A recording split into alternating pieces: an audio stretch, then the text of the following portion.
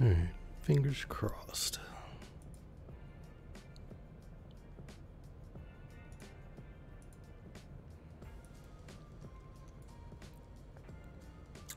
As soon as people get in here, we will check and see. Cross them toes too. Hi, Vela. I'm glad you're here. So, are we better? Fewer technical issues today? How's it sound? I'm not seeing any dropped frames on my end from my analytics. So, I think we're probably good. Probably? Maybe? Hope so. Sorry about the late start. It couldn't be helped, I promise. There was a urgent and necessary matter that required my attention and could not be delayed. But resolved now.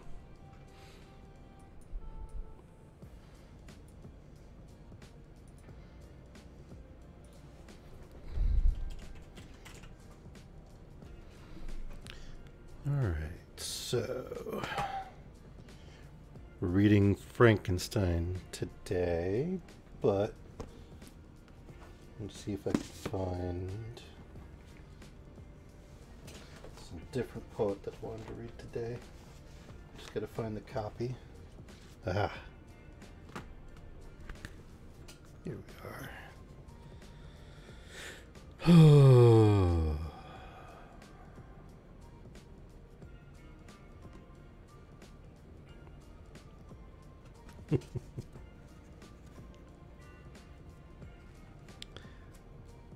So,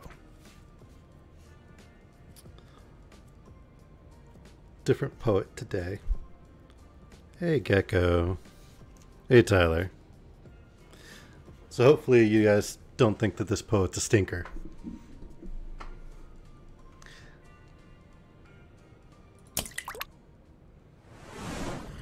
Super Nami dinner, what'd you make? What was on the menu for today?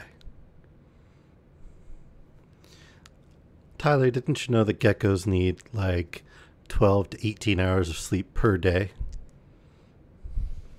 It's a thing. Really.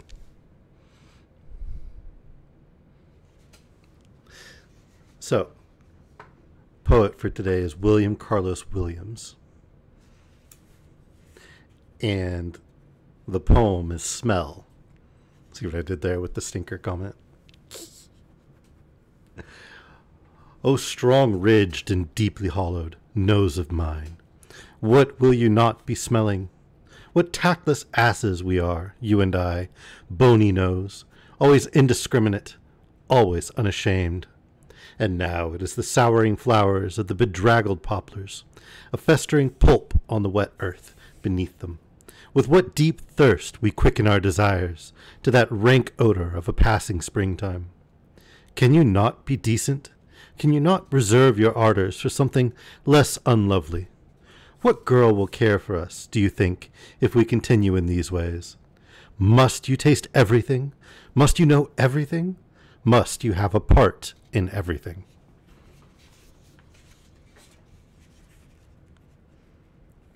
I mean, he's not totally wrong. There are definitely times when I'm like, all right, I did not want to smell that.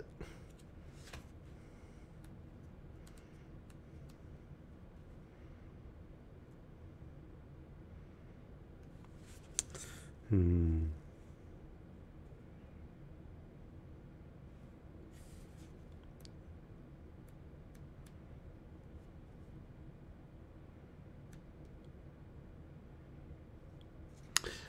we'll do a good night. And then we'll move on to Frankenstein. Go to sleep, though of course you will not, to tideless waves thundering slantwise against strong embankments, rattle and swish of spray, dashed 30 feet high, caught by the lake wind, scattered and strewn broadcast and over the steady car rails. Sleep, sleep, gulls cry in a wind gust, broken by the wind, calculating wings set above the field of waves breaking. Go to sleep, to the lunge between foam crests, refuse churned in the recoil. Food, food, awful, awful that holds them in the air, wave white for the one purpose, feather upon feather, the chill in their eyes, the hoarseness in their voices. Sleep, sleep. Gentle-footed crowds are treading out your lullaby. Their arms nudge, they brush shoulders, hitch this way then that. Mass and surge at the crossings. Lullaby, lullaby, the wild, foul police whistles, the enraged roar of the traffic. Machine shrieks. It is all to put you to sleep, to soften your limbs in relaxed postures, and let your head slip sideways, and your hair loosen and fallen over your eyes and over your mouth, brushing your lips wistfully that you may dream, sleep, and dream. Hey, Vela, you're my hero. Good job. A black fungus springs out about lonely church doors. Sleep, sleep. The night coming down upon the wet boulevard. Would you start awake with his message to have in at your window? Pay no heed to him. He storms at your sill with cooings, with gesticulations, curses. You will not let him in. He would keep you from sleeping. He would have you sit under your desk lamp, brooding, pondering. He would have you slide out the drawer, take up the ornamented dagger, and handle it. It is late. It is 1919. Go to sleep. His cries are a lullaby. His jabbering is a sleep well, my baby. He is a crack-brained messenger. The maid waking you in the morning when you are up and dressing, the rustle of your clothes as you raise them. It is the same tune. At table, the cold, greenish split grapefruit, its juice on the tongue, the clink of the spoon in your coffee. The toast odors say it over and over. The open street door lets in the breath of the morning wind from over the lake. The bus, coming to a halt, grinds from its sullen brakes. Lullaby, lullaby. The crackle of a newspaper, the movement of the troubled coat beside you. Sleep, sleep, sleep. It is the sting of snow, the burning liquor of the moonlight, the rush of rain in the gutters packed with dead leaves. Go to sleep, go to sleep. And the night passes and never passes. Figured for, obviously bedtime, that was a good poem to pick.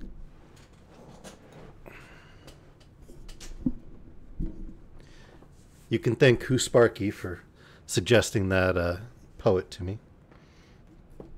Not one I'd ever heard of before, to be honest. Not bad. Hey, little dude. I don't know if Sparky's here today or not.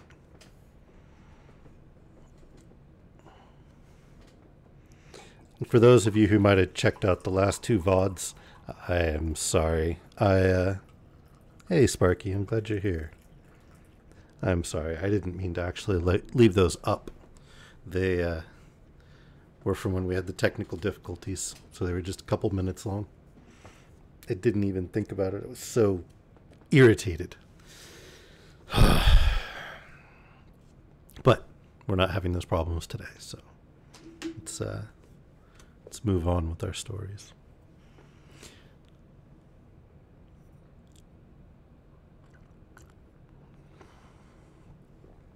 All right. We were reading Frankenstein. And I think this was the reading that I had to stop early. You answered my question. No.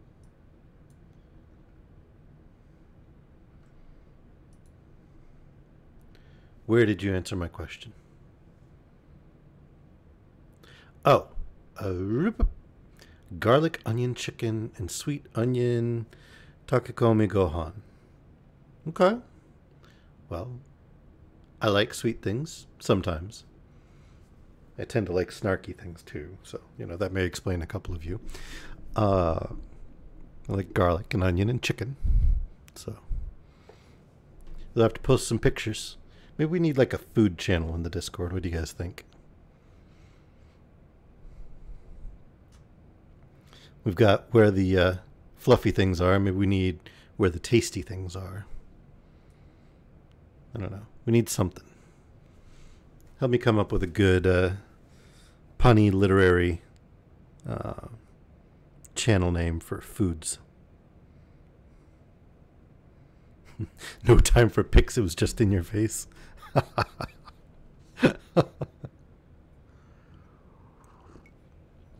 The noms were too good. Oh, by the way, thank you for the follow, Tyler. It was, oh, noms, where art thou? Wherefore art there noms?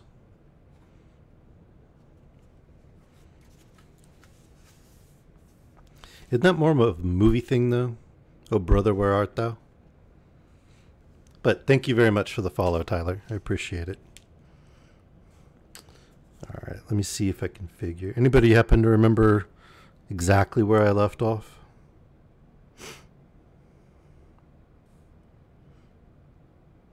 I remember him commenting that they were indulgent. His parents, I mean.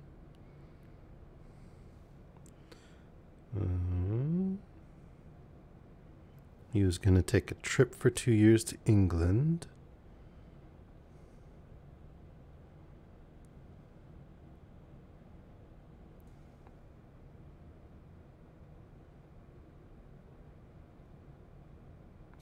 And he was hoping that the creature would follow him.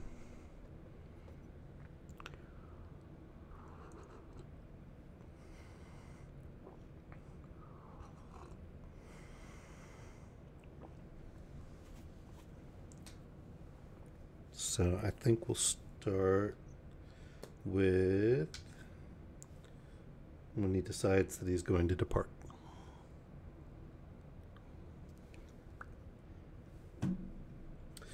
It was in the latter end of August that I departed, to pass 2 years of exile. Elizabeth approved of the reasons of my departure, and only regretted that she had not the same opportunities of enlarging her experience and cultivating her understanding. She wept, however, as she bade me farewell, and entreated me to return happy and tranquil. "We all," said she, "depend upon you, and if you are miserable, what must be our feelings?" I threw myself into the carriage that was to convey me away, hardly knowing whither I was going, and careless of what was passing around.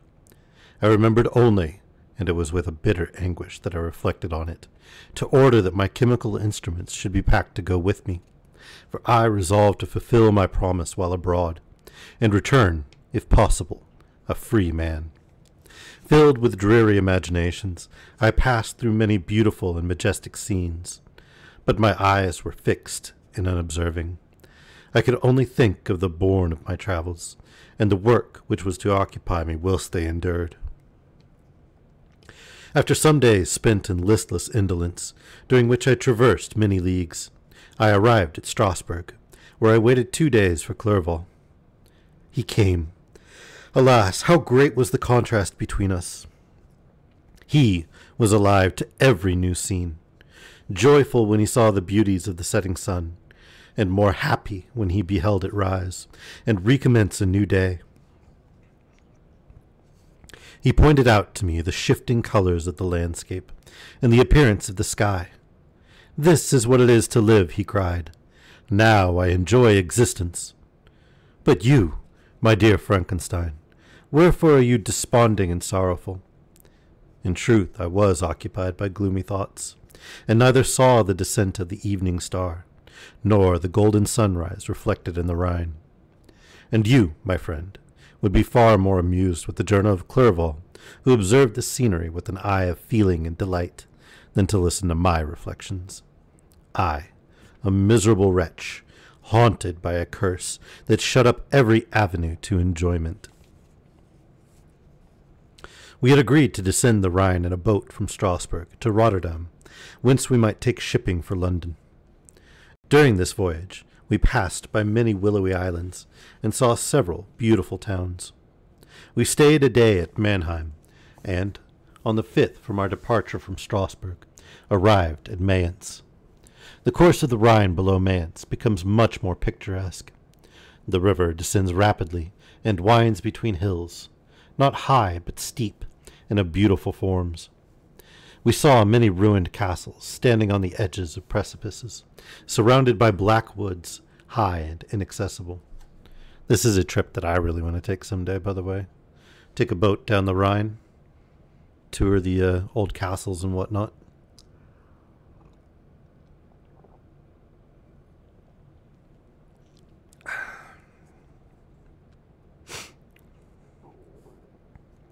This part of the Rhine, indeed, presents a singularly variegated landscape. In one spot, you view rugged hills, ruined castles overlooking tremendous precipices, with the dark Rhine rushing beneath. And on the sudden turn of a promontory, flourishing vineyards with green sloping banks and a meandering river, and populous towns occupy the scene. We traveled at the time of the vintage, and heard the song of the laborers as we glided down the stream. Even I, depressed in mind, and my spirits continually agitated by gloomy feelings, even I was pleased. I lay at the bottom of the boat, and as I gazed on the cloudless blue sky, I seemed to drink in a tranquillity to which I had long been a stranger. And if these were my sensations, who can describe those of Henry? He felt as if he had been transported to fairyland, and enjoyed a happiness seldom tasted by man. I have seen, he said, the most beautiful scenes of my own country. I have visited the lakes of Lucerne and Uri, where the snowy mountains descend almost perpendicularly to the water, casting black and impenetrable shades, which would cause a gloomy and mournful appearance, were it not for the most verdant islands that relieve the eye by their gay appearance. I have seen this lake agitated by a tempest, when the wind tore up whirlwinds of water, and gave you an idea of what the waterspout must be on the great ocean, and the waves dash with fury the base of the mountain, where the priest and his mistress were overwhelmed by an avalanche, and where their dying voices are still said to be heard among the pauses of the nightly wind. I have seen the mountains of La Valais and the Pays des Vauds, but this country, Victor, pleases me more than all those wonders. The mountains of Switzerland are more majestic and strange, but there's a charm in the banks of this divine river that I never before saw equaled. Look at that castle which overhangs yon precipice, and that also on the island, almost concealed amongst the foliage of those lovely trees. And now that group of laborers coming from among their vines, and that village half hid in the recess of the mountain. Oh, surely the spirit that inhabits and guards this place has a soul more in harmony with man than those who pile the glacier or retire to the inaccessible peaks of the mountains of our own country. Clerval, beloved friend, even now it delights me to record your words, and to dwell on the praise of which you are so eminently deserving. He was a being formed in the very poetry of nature. His wild and enthusiastic imagination was chastened by the sensibility of his heart. His soul overflowed with ardent affections, and his friendship was of that devoted and wondrous nature that the worldly-minded teach us to look for only in the imagination. But even human sympathies were not sufficient to satisfy his eager mind. The scenery of external nature, which others regard only with admiration, he loved with ardor. The sounding cataract haunted him like a passion. The tall rock, the mountain, and the deep and gloomy wood, their colors and their forms were then to him an appetite, a feeling, and a love that had no need of a remoter charm, by thought supplied or any interest unborrowed from the eye. And where does he now exist? Is this gentle and lovely being lost forever? Has this mind, so replete with ideas, imaginations fanciful and magnificent, which formed a world whose existence depended on the life of its creator, has this mind perished? Does it now only exist in my memory? No, it is not thus. Your form, so divinely wrought and beaming with beauty, has decayed, but your spirit still visits and consoles your unhappy friend.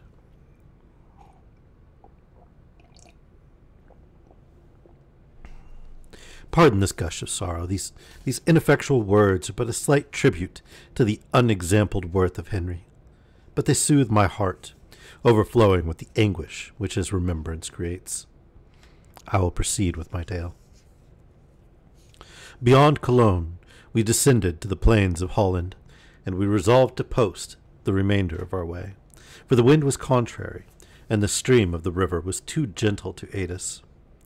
Our journey here lost the interest arising from beautiful scenery, but we arrived in a few days at Rotterdam, whence we proceeded by sea to England. It was on a clear morning in the latter days of December that I first saw the white cliffs of Britain. The banks of the Thames presented a new scene. They were flat but fertile, and almost every town was marked by the remembrance of some story.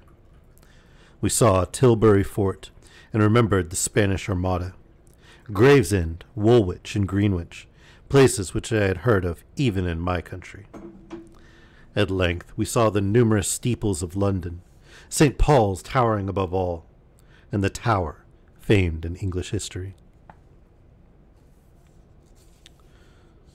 You know, did all the old monsters come to London? And I knew Dracula took a journey to London. And that's why he hired the solicitor to not only help him regain his strength and youth, but also to prepare him legally for the journey.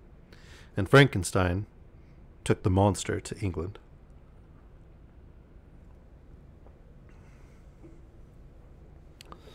Did the Mummy and the Wolfman go to England too?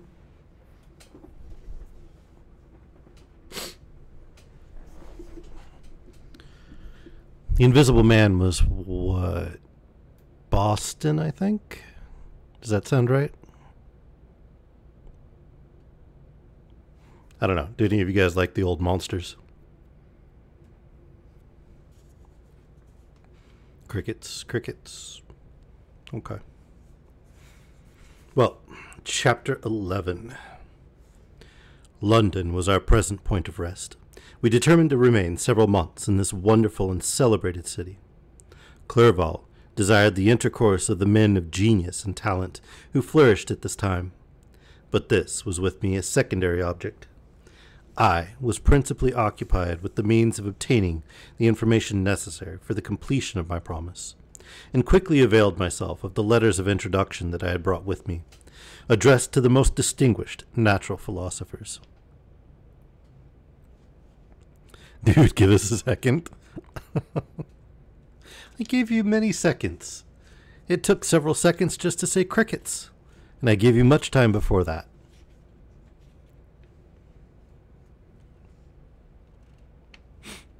If this journey had taken place during my days of study and happiness, it would have afforded me inexpressible pleasure. But a blight had come over my existence, and I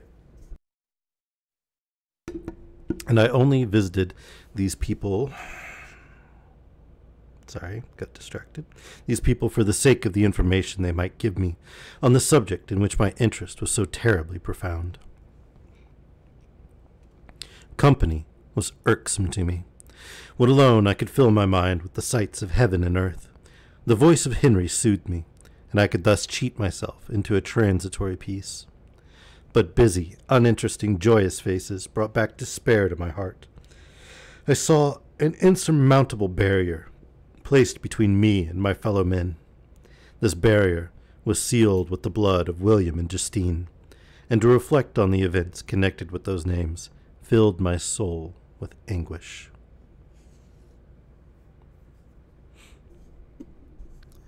I mean, okay, but with the offset, I don't know. I suppose I understand, but you shouldn't hear me fussing for like a good long time, given the offset either.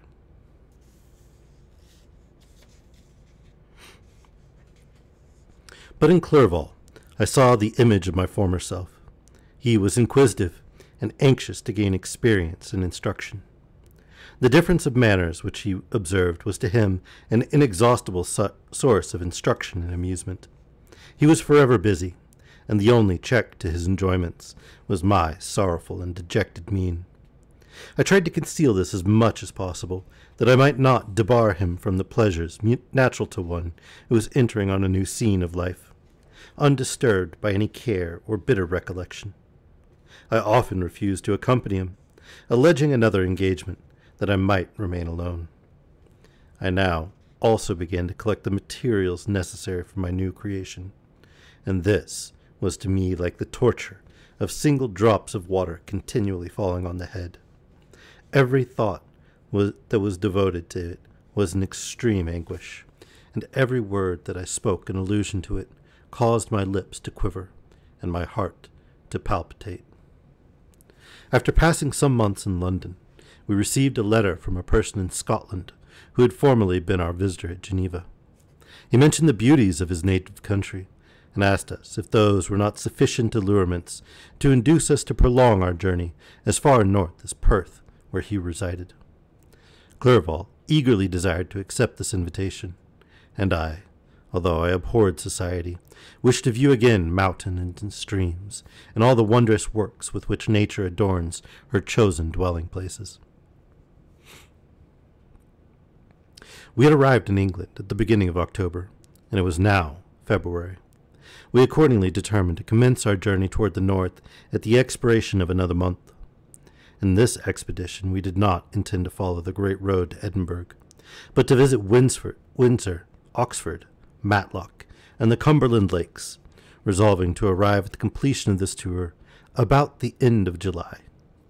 I packed my chemical instruments and the materials I had collected, resolving to finish my labors in some obscure nook in the northern highlands of Scotland. I mean, wouldn't his materials rot and decay? Because they are parts of humans, right?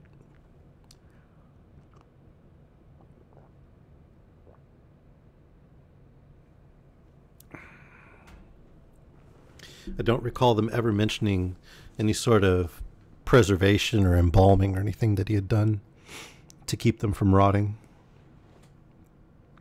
I suppose he must have. We quitted London on the 27th of March and remained a few days at Windsor, rambling in its beautiful forest. This was a new scene to us mountaineers. The majestic oaks, the quantity of game, and the herds of stately deer were all novelties to us. Well, right, but if it's taxidermy, then he can't really bring it back, because with taxidermy you just keep like the outer skin and shell, and you replace all the internals with straw or other stuffing material. So that wouldn't really be conducive to building a living creature with it, because he needs the muscle tissues and fibers and organs and whatnot. So I don't think taxidermy is a really good option for it. And he's not talking about hauling like coolers of ice and whatnot, so he can't keep it frozen. I mean, embalming, maybe. I suppose it depends. We don't really know if the monster has blood, right? So if there's some other vital fluid that he's introduced, maybe? I don't know. That's the part that was never really clear to me.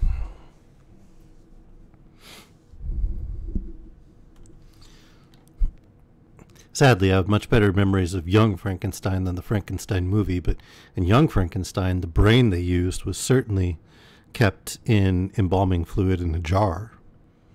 So I can't think of any other method he could have used.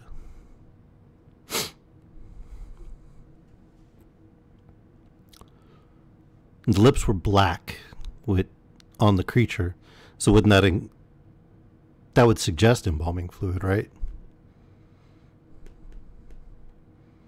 With the creature's pallor and the black lips, because doesn't it turn the lips black like the old embalming fluids?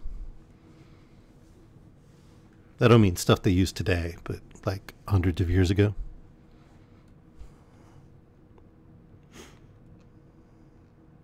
I know, it's kind of a macabre thing. No, they wouldn't have had so much dry ice. I mean, maybe it could have been produced, but such a thing would certainly have been remarked upon.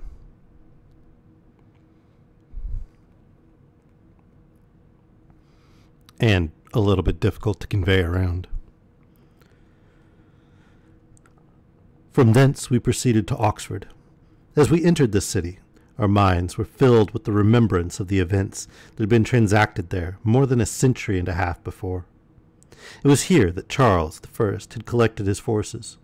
The city had remained faithful to him, after the whole nation had forsaken his cause to join the standard of Parliament and liberty. The memory of that unfortunate king and his companions, the amiable Falkland, the insolent Goring, his queen and son, gave a peculiar interest to every part of the city, which they might be supposed to have inhabited. The spirit of elder days found a dwelling here, and we delighted to trace its footsteps. If these feelings had not found an imaginary gratification, the appearance of the city had yet in and of itself sufficient beauty to obtain our admiration. The colleges are ancient and picturesque. The streets are almost magnificent, and the lovely Isis, which flows beside it through the meadows of exquisite verdure, is spread forth into a placid expanse of waters, which reflects its majestic assemblance of towers and spires and domes embosomed among aged trees. I enjoyed this scene, and yet my enjoyment was embittered both by the memory of the past and the anticipation of the future. I was formed for peaceful happiness. During my youthful days, discontent never visited my mind, and if I was ever overcome by ennui, the sight of what is beautiful in nature, or the study of what is excellent and sublime in the productions of man, could always interest my heart and communicate elasticity to my spirits. But I am a blasted tree. The bolt has entered my soul, and I felt then that I should survive to exhibit what I shall soon cease to be, a miserable spectacle of wrecked humanity, pitiable to others and abhorrent to myself. Well, I'd say if he was not an angsty teenager, as he contends, he saved it all up for now. We passed a considerable period at Oxford, rambling among its environs, and endeavoring to identify every spot which might relate to the most animating epoch of English history. Our little voyages of discovery were often prolonged by the successive objects that presented themselves. We visited the tomb of the illustrious Hampden, and the field on which that patriot fell. For a moment, my soul was elevated from its debasing and miserable fears to contemplate the divine ideas of liberty and self-sacrifice, of which these sites were the monuments and the remembrancers. For an instant I dared to shake off my chains and look around me with a free and lofty spirit. But the iron had eaten into my flesh, and I sank again, trembling and hopeless, into my miserable self. Hey, Meg, thank you for the lurk. How's your stream going? Anybody scared the crap out of you again?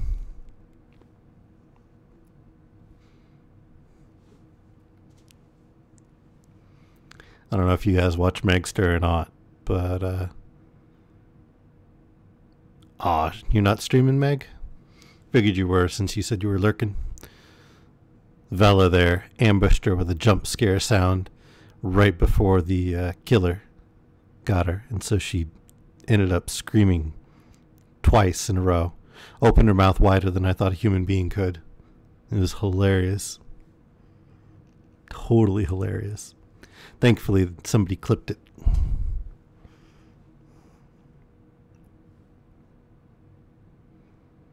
Uh-oh. That's no good.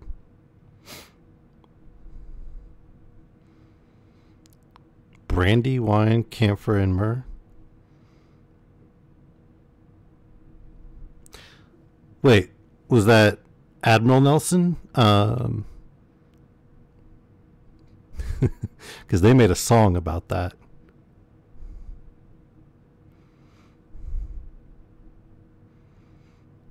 The drop in Nelson's blood wouldn't do us any harm. I don't know if you guys heard it. It's a fun song.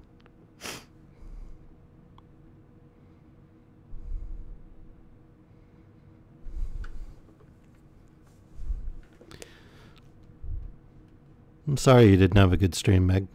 That really sucks. I feel for you.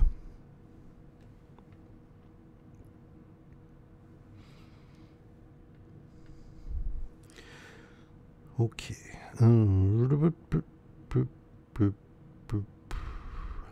We left Oxford with regret and proceeded to Matlock, which was our next place of rest. The country in the neighborhood of this village resembled, to a greater degree, the scenery of Switzerland, but everything is on a lower scale, and the green hills want the crown of distant white Alps, which always attend on the piney mountains of my native country. We visited the wondrous cave and little cabinets of natural history, where the curiosities are disposed in the same manner as in the collections at Cerveau and Chamonix. The latter name made me tremble when pronounced by Henry, and I hastened to quit Matlock, with which that terrible scene was thus associated. From Derby, still journeying northward, we passed 2 months in Cumberland and Westmoreland. I could now almost fancy myself among the Swiss mountains. The little patches of snow which yet lingered on the northern sides of the mountains, the lakes and the dashing of the rocky streams, were all familiar and dear sights to me.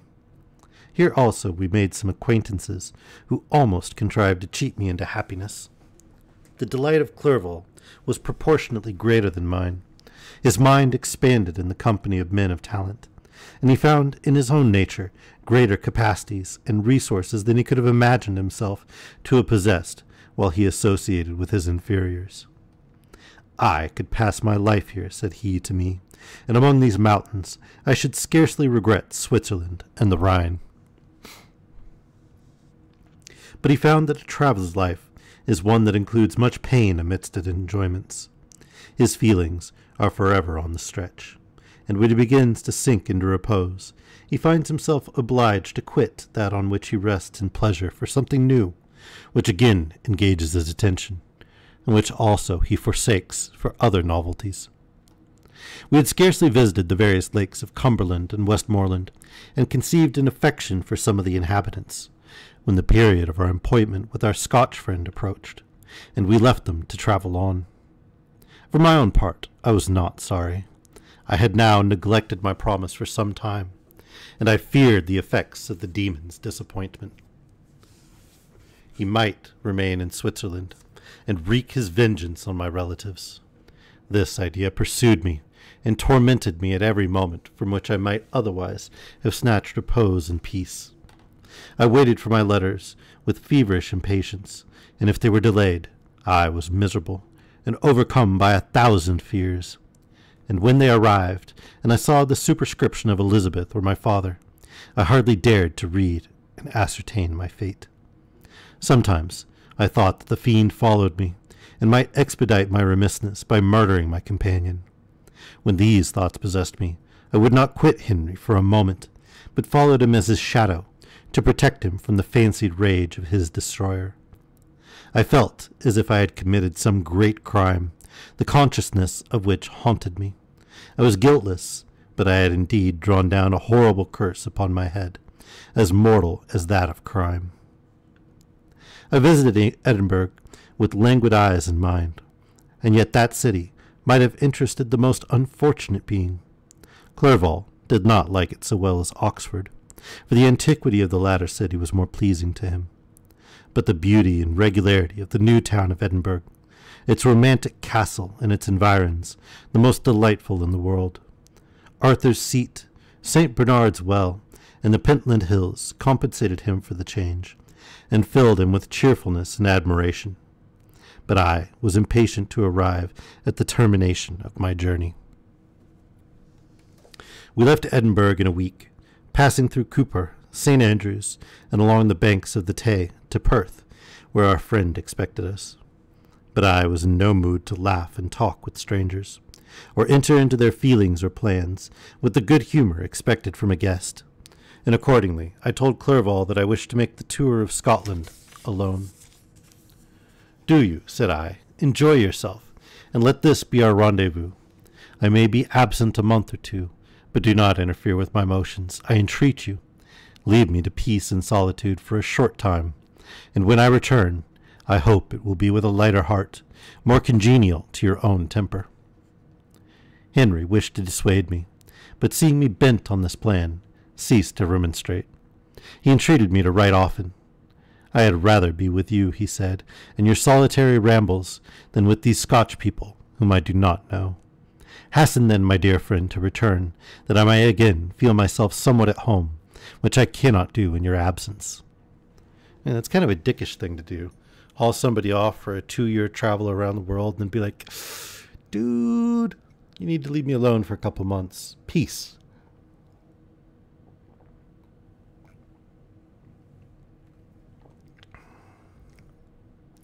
I mean, I've been ditched by friends in a foreign country where I was alone and a stranger, and let me tell you, it is not a comfortable thing. And very bad things can happen.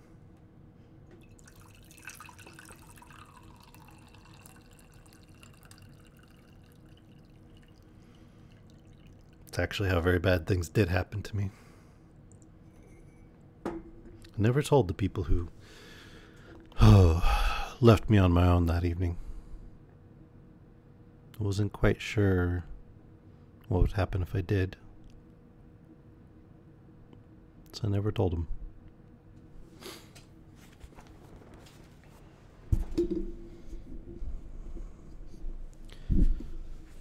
Anywho.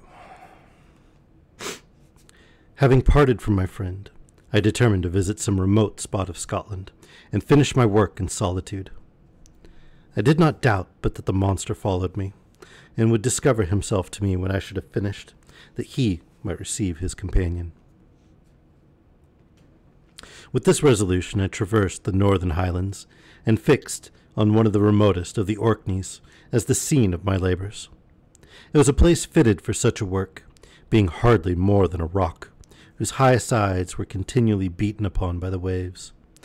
The soil was barren, scarcely affording pasturage for a few miserable cows, and oatmeal for its inhabitants, which consisted of 5 persons, whose gaunt and scraggly limbs gave tokens of their miserable fare. Vegetables and bread, when they indulged in such luxuries, and even fresh water, was to be procured from the mainland, which was about 5 miles distant. On the whole island there were but 3 miserable huts, and one of these was vacant when I arrived.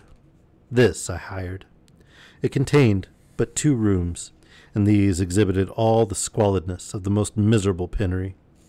The thatch had fallen in, the walls were unplastered, and the door was off its hinges.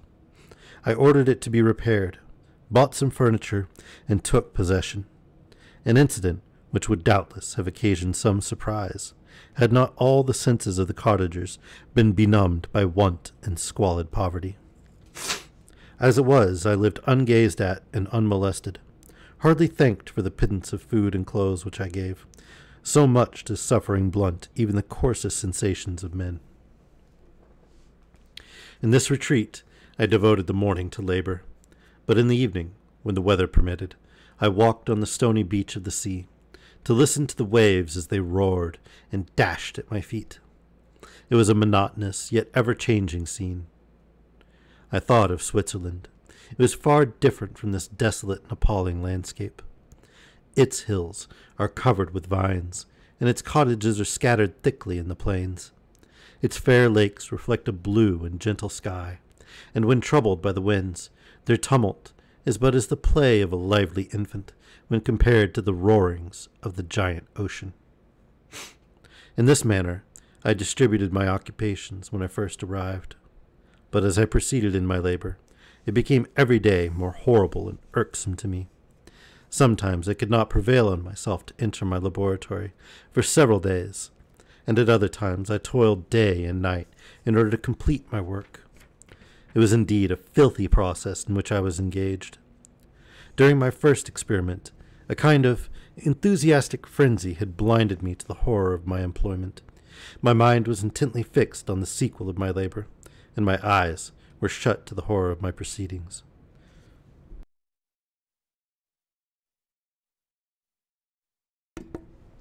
But now I went to it in cold blood, and my heart often sickened at the work of my hands. Thus situated, employed in the most detestable occupation, immersed in a solitude where nothing could for an instant call my attention from the actual scene in which I was engaged, my spirits became unequal. I grew restless and nervous. Every moment I feared to meet my persecutor. Sometimes I sat with my eyes fixed on the ground, fearing to raise them, lest they should encounter the object which I so much dreaded to behold. I feared to wander from the sight of my fellow creatures, lest when alone he should come to claim his companion. In the meantime I worked on, and my labor was already considerably advanced. I looked toward its completion with a tremulous and eager hope, which I dared not trust myself to question, but which was intermixed with obscure forebodings of evil that made my heart sicken in my bosom. Chapter 3.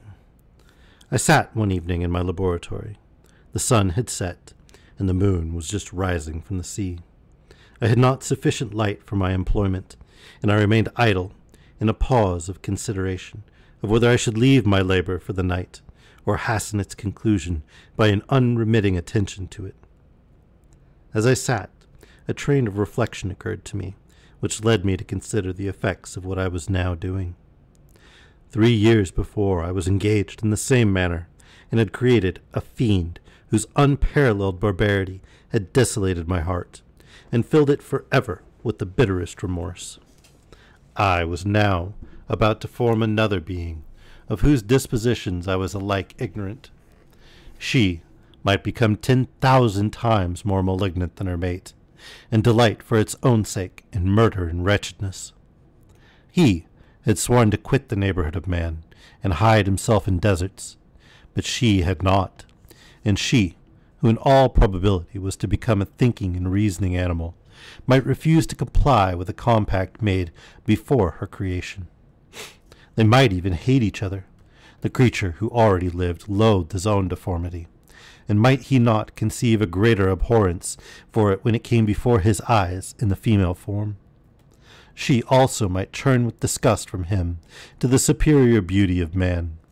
She might quit him, and he be alone again, exasperated by the fresh provocation of being deserted by one of his own species.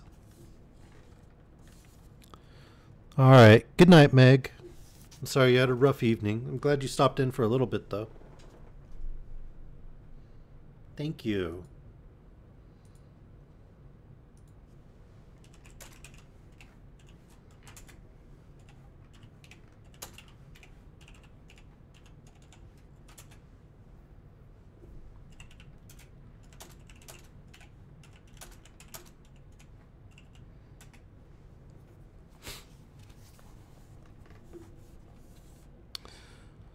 Even if they were to leave Europe and inhabit the deserts of the New World, yet one of the first results of those sympathies for which the demon thirsted would be children, and a race of devils would be propagated upon the earth, who might make the very existence of the species of man a condition precarious and full of terror. Had I a right, for my own benefit, to inflict this curse upon everlasting generations? I had before been moved by the sophisms of the being I had created. I had been struck senseless by his fiendish threats. But now, for the first time, the wickedness of my promise burst upon me. I shuddered to think that future ages might curse me as their pest, whose selfishness had not hesitated to buy its own peace, at the price, perhaps, of the existence of the whole human race.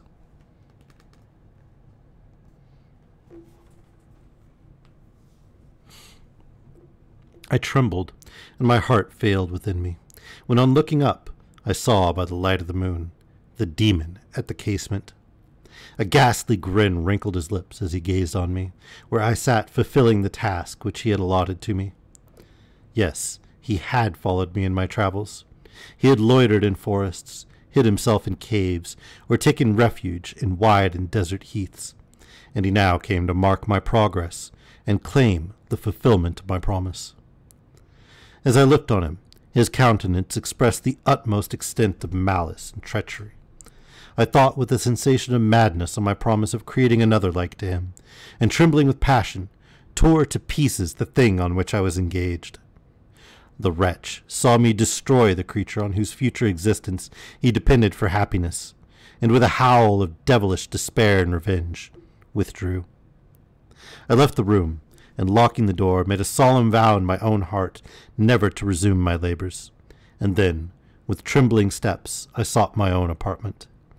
I was alone. None were near to me to dissipate the gloom and relieve me from the sickening oppression of the most terrible reveries. Several hours passed, and I remained near my window, gazing on the sea. It was almost motionless, for the winds were hushed, and all nature reposed under the eye of the quiet moon. A few fishing vessels alone specked the water, and now and then the gentle breeze wafted the sound of voices, as the fishermen called to one another. I felt the silence, although I was hardly conscious of its extreme profundity, until my ear was suddenly arrested by the paddling of oars near the shore, and a person landed close to my house. In a few minutes after, I heard the creaking of my door, as if someone endeavored to open it softly. I trembled from head to foot. I felt a presentiment of who it was, and wished to rouse one of the peasants who dwelt in a cottage not far from mine. But I was overcome by the sensation of helplessness, so often felt in frightful dreams, when you in vain endeavor to fly from an impending danger, and was rooted to the spot.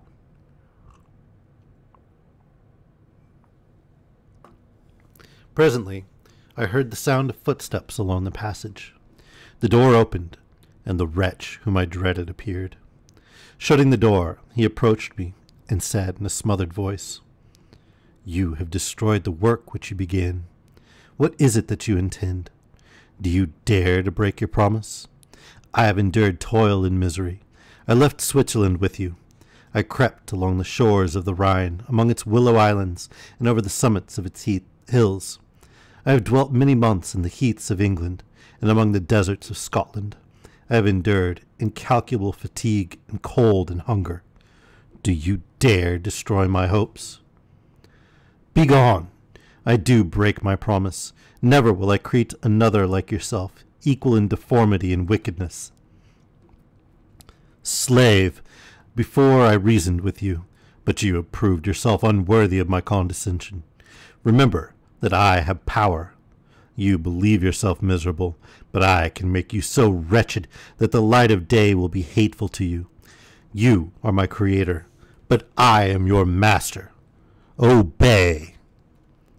The hour of my weakness is past, and the period of your power has arrived. Your threats cannot move me to do an act of wickedness, but they confirm in me a resolution of not creating you a companion in vice. Shall I, in cool blood, set loose upon the earth a demon whose delight is in death and wretchedness? Begone! I am firm, and your words will only exasperate my rage. The monster saw my determination in my face, and gnashed his teeth in the impotence of anger. Shall each man, cried he, find a wife for his bosom, and each beast have his mate, and I be alone? I had feelings of affection, and they were requited by detestation and scorn. Man, you may hate, but beware. Your hours will pass in dread and misery, and soon the bolt will fall which must ravish from you your happiness forever. Are you to be happy, while I grovel in the intensity of my wretchedness? You can blast my other passions, but revenge remains. Revenge, henceforth dearer than light or food. I may die, but first you, my tyrant and tormentor, shall curse the sun that gazes on your misery. Beware, for I am fearless and therefore powerful. I will watch with the wiliness of a snake, that I may sting with its venom. Man, you shall repent of the injuries you inflict. Devil, cease, and do not poison the air with these sounds of malice. I have declared my resolution to you, and I am no coward to bend beneath words. Leave me. I am inexorable. It is well I go, but remember, I shall be with you on your wedding night. I started forward and exclaimed, Villain, before you sign my death warrant, be sure that you are yourself safe. I would have seized him, but he eluded me, and quitted the house with precipitation.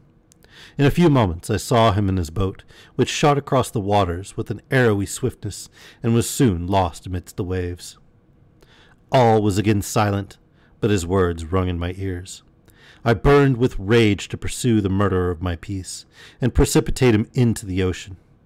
I walked up and down my room hastily and perturbed, while my imagination conjured up 1,000 images to torment and sting me.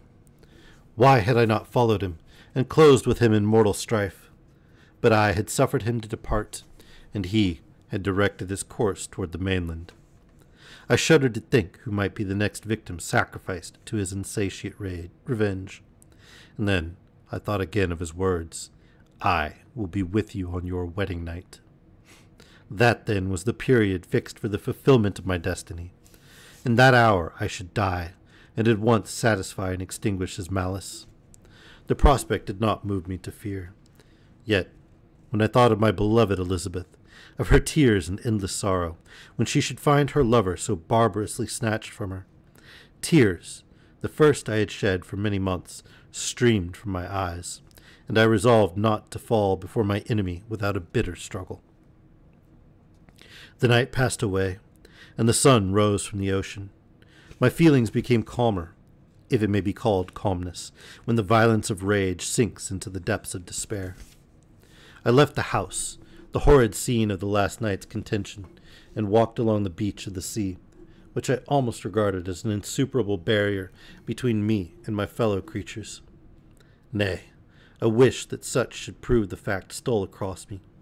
I desired that I might pass my life on that barren rock, wearily it is true, but uninterrupted by any sudden shock of misery.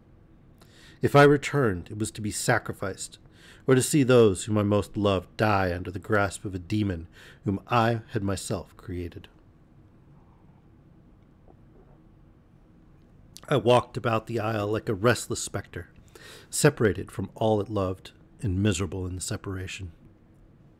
When it became noon and the sun rose higher, I lay down on the grass and was overpowered by a deep sleep. I had been awake the whole of the preceding night. My nerves were agitated, and my eyes inflamed by watching and misery. The sleep into which I now sunk refreshed me, and when I awoke, I again felt as if I belonged to a race of human beings like myself, and I began to reflect upon what had passed with greater composure. Yet still, the words of the fiend rung in my ears like a death knell.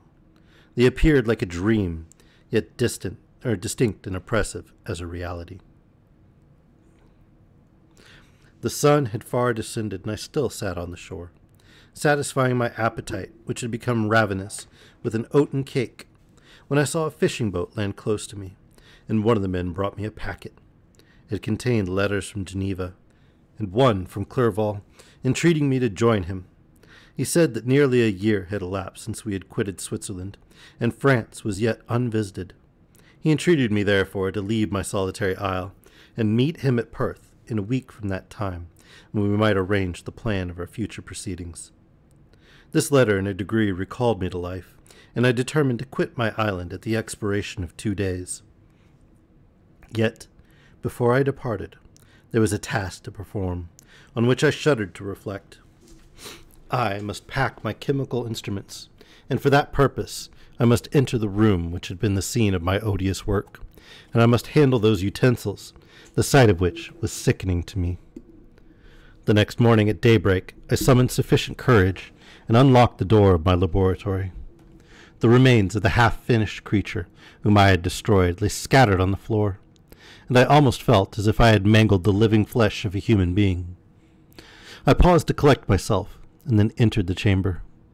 With trembling hand I conveyed the instruments out of the room, but I reflected that I ought not to leave the relics of my work to excite the horror and suspicion of the peasants, and I accordingly put them into a basket with a great quantity of stones, and laying them up, determined to throw them into the sea that very night, and in the meantime I sat upon the beach, employed in the cleaning and arranging my chemical apparatus.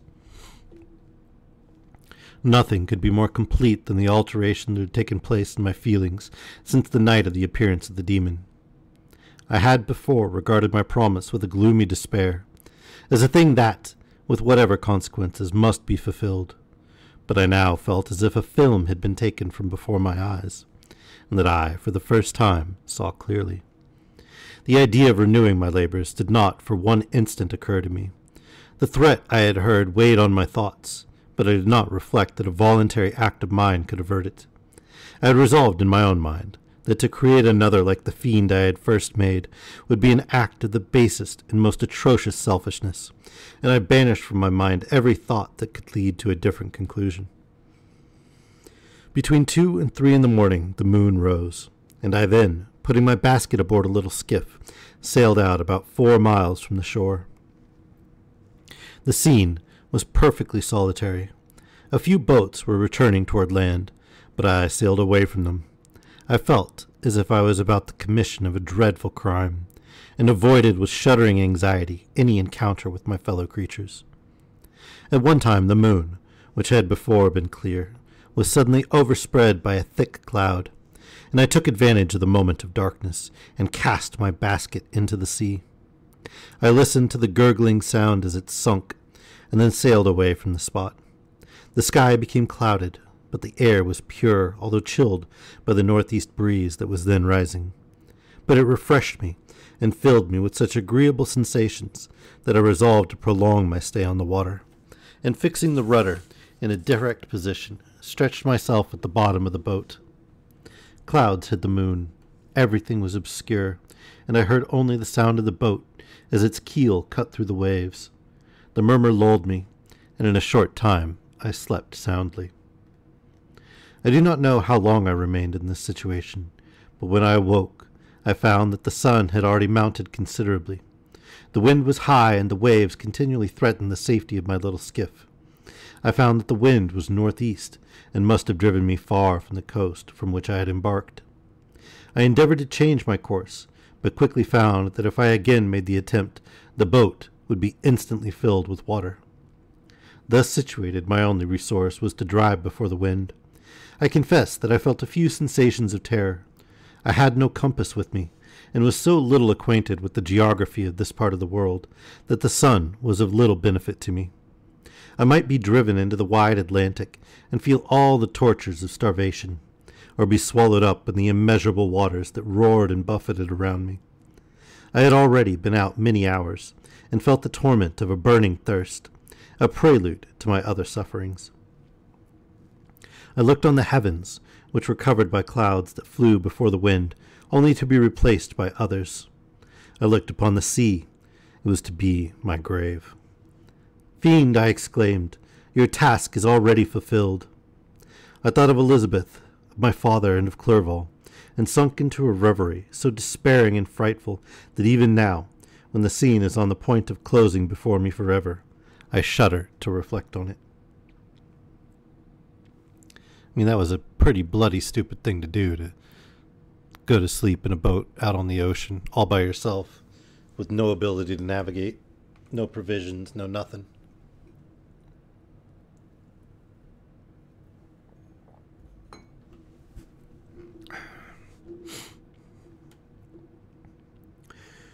Some hours passed thus, but by degrees, as the sun declined toward the horizon, the wind died away into a gentle breeze, and the sea became free from breakers. But these gave place to a heavy swell. I felt sick and hardly able to hold the rudder, when suddenly I saw a line of high land toward the south. Almost spent as I was by fatigue and the dreadful suspense I endured for several hours, this sudden certainty of life rushed like a flood of warm joy to my heart, and tears gushed from my eyes. How mutable are our feelings, and how strange is that clinging love which we have of life, even in the excess of misery. I constructed another sail with a part of my dress, and eagerly steered my course toward the land. It had a wild and rocky appearance, but as I approached nearer, I easily perceived the traces of cultivation. I saw vessels near the shore, and found myself suddenly transported back to the neighborhood of civilized man. I eagerly traced the windings of the land, and hailed a steeple which I at length saw issuing from behind a small promontory.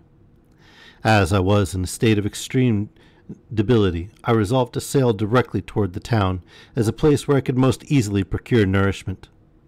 Fortunately, I had money with me. As I turned toward the promontory, I perceived a small, neat town and a good harbor, which I entered, my heart bounding with joy at my unexpected escape. As I was occupied in fixing the boat and arranging the sails, several people crowded toward the spot. They seemed very much surprised at my appearance, but instead of offering me any assistance, whispered together with gestures that at any other time might have produced in me a slight sensation of alarm. As it was, I merely remarked that they spoke English, and I therefore addressed them in that language. "My good friends," said I, "will you be so kind as to tell me the name of this town, and inform me where I am?" "You will know that soon enough," replied a man with a gruff voice. "May be you are come to a place that will not prove much to your taste, but you will not be consulted as to your quarters, I promise you." I was exceedingly surprised on receiving so rude an answer from a stranger, and I was also disconcerted on perceiving the frowning and angry countenances of his companions. "Why do you answer me so roughly?" I replied. "Surely it is not the custom of Englishmen to receive strangers so inhospitably." "I do not know," said the man, "what the custom of the English may be, but it is the custom of the Irish to hate villains." While this strange dialogue continued, I perceived the crowd rapidly increase. Their faces expressed a mixture of curiosity and anger, which annoyed and in some degree alarmed me. I inquired the way to the inn, but no one replied. I then moved forward, and a murmuring sound arose from the crowd as they followed and surrounded me, when an ill-looking man approaching tapped me on the shoulder and said, "Come, sir, you must follow me to Mr. Kirwin's to give an account of yourself." "Who is Mr. Kirwin? Why am I to give an account of myself? Is not this a free country?" "Aye, sir, free enough for honest folks. Mr. Kirwin is a magistrate, and you are to give an account of the death of a gentleman who was found murdered here last night." This answer startled me, but I presently recovered myself. I was innocent. That could easily be proved. Accordingly, I followed my conductor in silence, and was led to one of the best houses in the town. I was ready to sink from fatigue and hunger, but being surrounded by a crowd, I thought it politic to rouse all my strength, that no physical debility might be construed into apprehension or conscious guilt. Little did I then expect the calamity that was in a few moments to overwhelm me, and extinguish in horror and despair all fear of ignominy or death. I must pause here, for it requires all my fortitude to recall the memory of the frightful events which I am about to relate in proper detail to my recollection.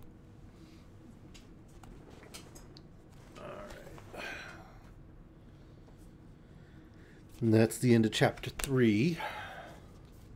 That seems like a good cliffhanger to end on. As I drop the book.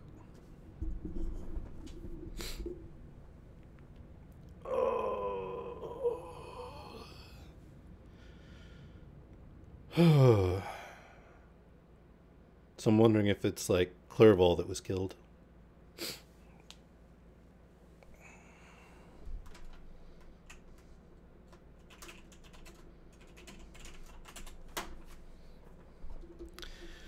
Just a short stream today.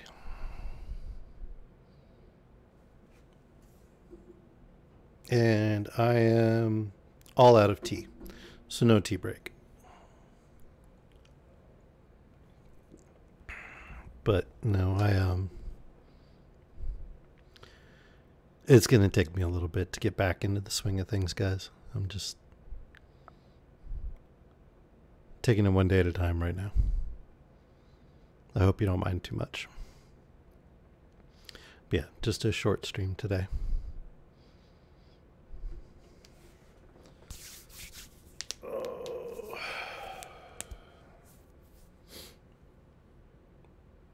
This is definitely a different book than I thought it was. Have any of you read Frankenstein before? Like the one we're reading? Or is this new to all of you?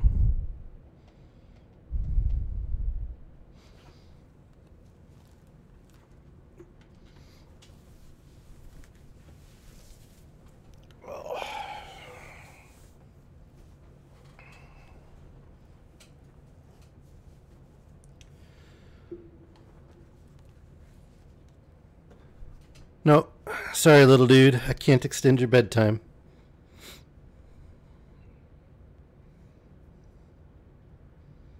You are stuck for today.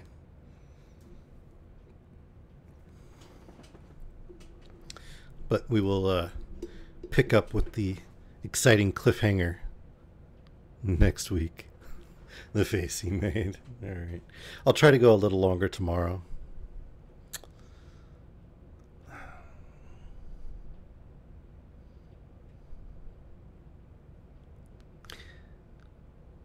Because reasons, little dude. I'm sorry. I'm not going to explain it to you.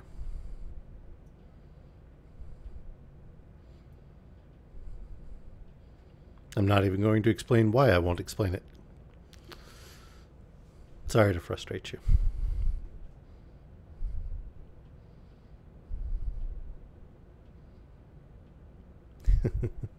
It's a good age. At least it reflects intellectual curiosity. That's a good thing.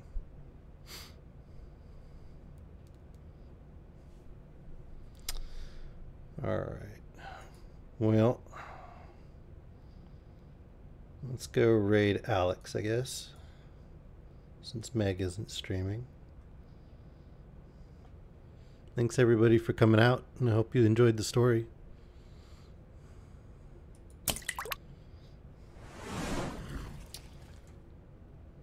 Let's go ahead and close this off. For those of you who want to watch Alex and watch people getting murderated.